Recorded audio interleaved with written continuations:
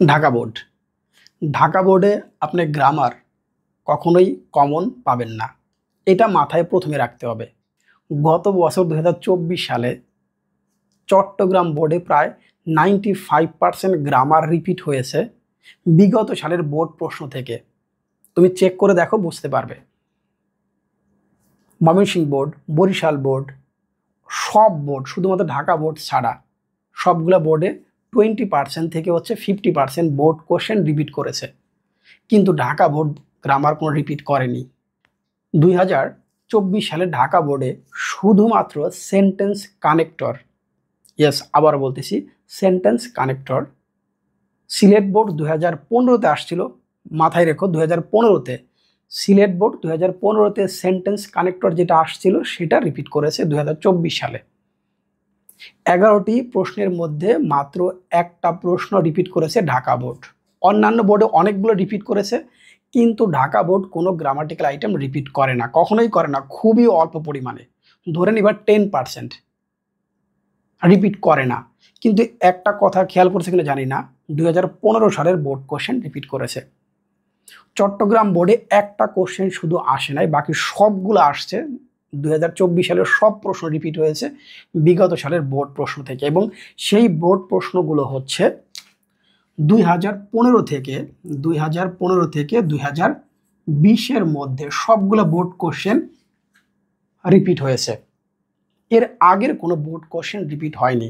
অনেকে মনে করবে 21, 22, 23-এর কোশ্চেনগুলোর প্যাটার্ন তো একরকম ছিল না, কিন্তু ভালো করে টেস্ট পেপার বা যদি সাপ্লিমেন্ট থাকে ভালো করে দেখো, তাহলে দেখবা ওই কোশ্চেনটাকে প্রত্যেকটা বোর্ড মডিফাই করে নতুন নিয়মেই দিয়েছে।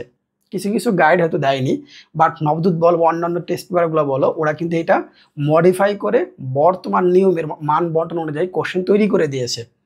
অনেকে হয়তো এটা পাও না, বাট 2015 থেকে 2020 যারা এখন ভিডিওটি দেখতেছো তাদেরকে আবারও বলতেছি, দয়া করে 2015 থেকে 2020 পর্যন্ত যে বোর্ড প্রশ্নগুলো আছে এইটা এখন সলভ করে যাও।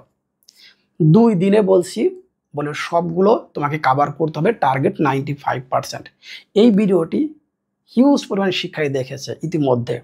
আমি দিয়েছি প্রায় 5 দিন আগে, তার মানে মেন সাজেশন আমি আগেই দিয়ে দিয়েছি।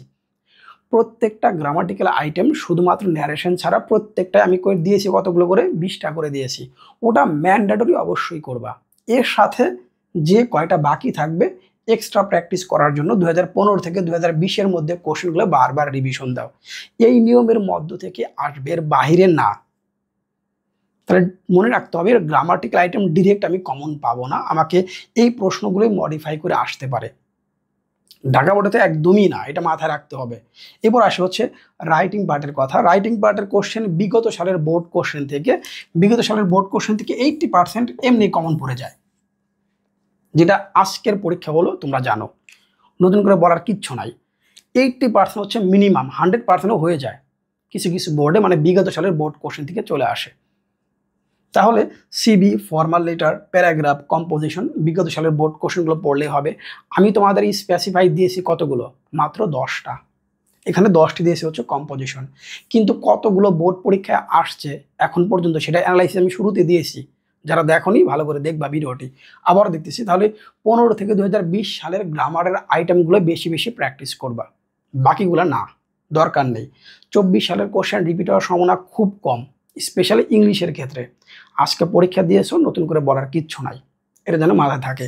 চিন্তা করে দেখো, রাইটিং পার্টে আমি বোর্ড কোশ্চেনগুলোই পেয়ে যাব, আমি সাজেশন তুমি দিয়ে দিয়েছি, যারা দেখোনি আবার দেখে নাও।